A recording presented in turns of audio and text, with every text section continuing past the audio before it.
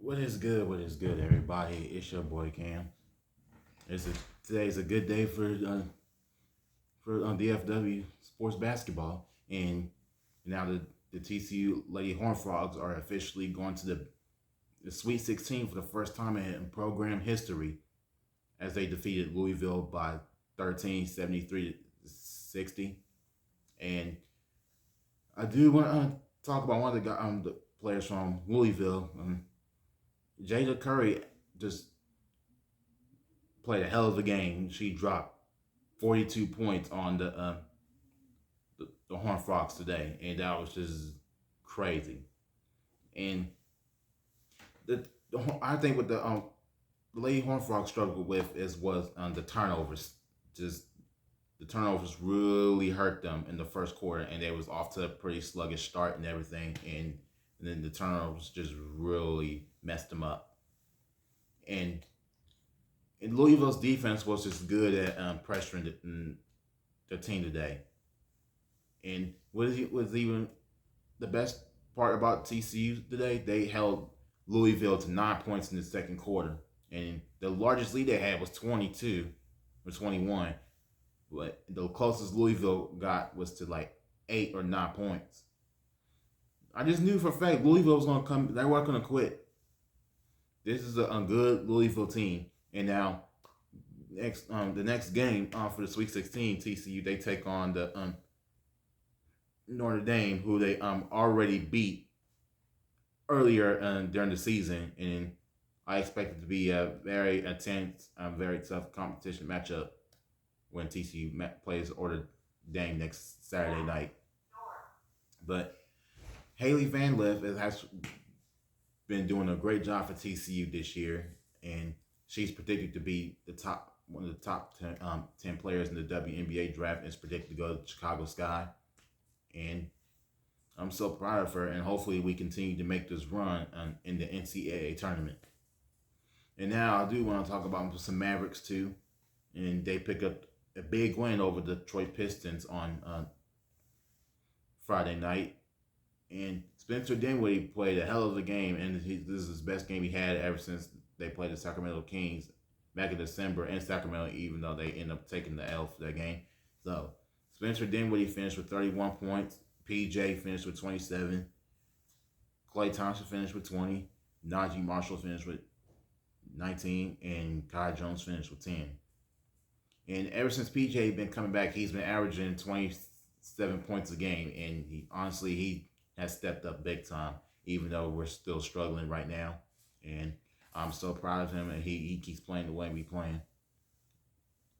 And honestly, in the Mavericks, we're still struggling with the turnovers in the fourth quarter, but we were still able to hold on with the win. And now the Mavericks begin their 4-game road trip starting tomorrow. And tomorrow they take on the Brooklyn Nets, and the next night they take on the New York Knicks. And then Thursday night they take on the Orlando Magic, and next Saturday they take on the Chicago Bulls, which is the same day that TCU plays Notre Dame. So a lot of going on with basketball right now. So, and I do want to talk about an update on Anthony Davis. So Anthony Davis is supposed to be coming back this upcoming week, but they don't know when. But honestly, it's not worth rushing him back right now. But the good news is that him, Anthony, Daniel Gafford, and Derek Lively had a good practice with the Texas Legends. And I think they'll be ready to go within like 2 more weeks. And we'll just have to see. We just go from there. But still don't think it'll be deep enough for us to go to make another run for in the playoffs. And I just don't see us going far in the playoffs if we actually do get in, if we get all of our bigs back and everything, just because we don't have Kyrie. Because he would have been a bigger help if we had all of our bigs in him for us to go to the championship again. And the Chicago Bulls were actually coming off a big win last night over the Lakers. And Kobe White has been balling out lately. And they actually beat the Lakers, I believe, by 30-something points. And Luka was on fire the second half. Had 29 points in the first half, but struggled in the second half. Only finished scored 6 points in the second half.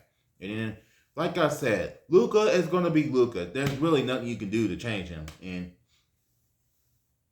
he had like 7 techs within like 16 games ever since he's with the Lakers, and it's like he's still the same dude ever since he was in Dallas, especially when we drafted him. Just all and like last night he got into it with Josh Giddey.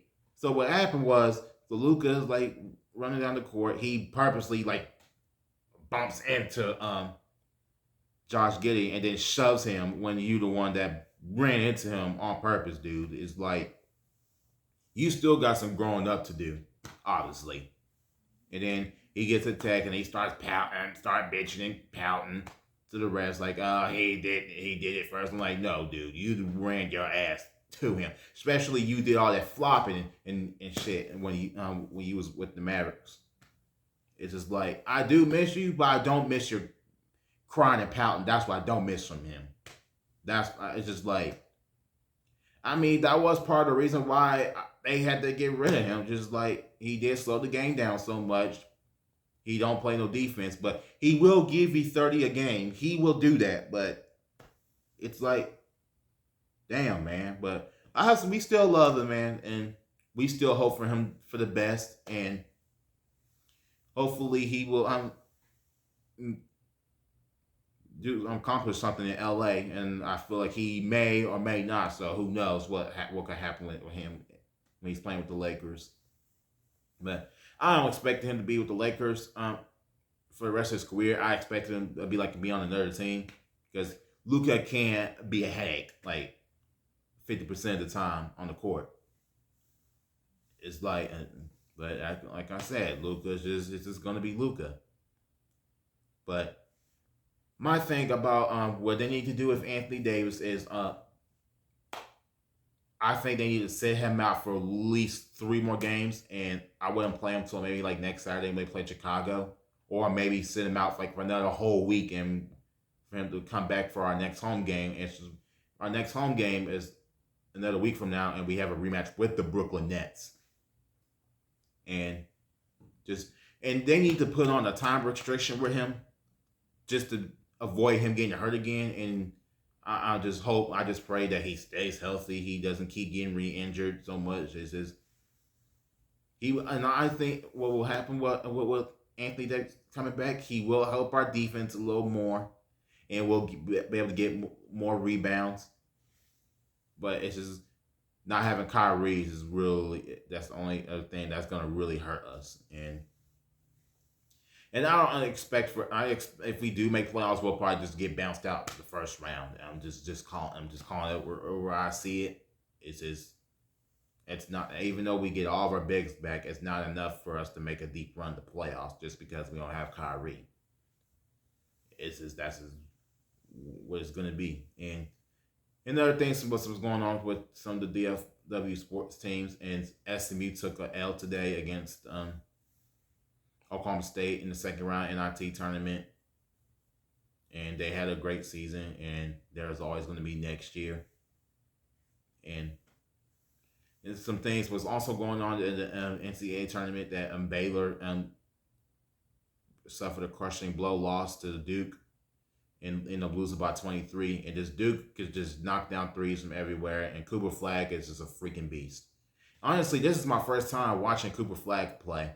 Like all year. I usually don't watch college basketball until like the end of the season, then like conference tournaments and the NCAA tournament. That's when I start to really start to watch teams play.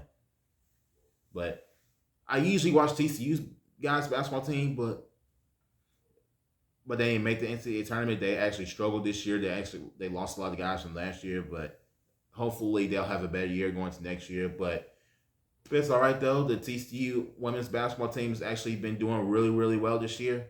And I believe they can beat Notre Dame again, but it's going to be tough for competition. And I expect it to be a very high intense game when they play Notre Dame. And now let's just get ready to watch the Mavericks tomorrow, and hopefully they'll get the dub against the Brooklyn Nets. and hopefully when we get Anthony Davis back as soon as possible, but still need to be careful with his health and everything. Just hopefully he doesn't get re-injured again. We just like, and I believe we might be all right once we get AD back, but it won't be enough for us to like make a deep run in the playoffs. But that concludes my podcast today, and I will see you on the next one. And let's go Ready Frogs, and hopefully they get the win next weekend over Notre Dame.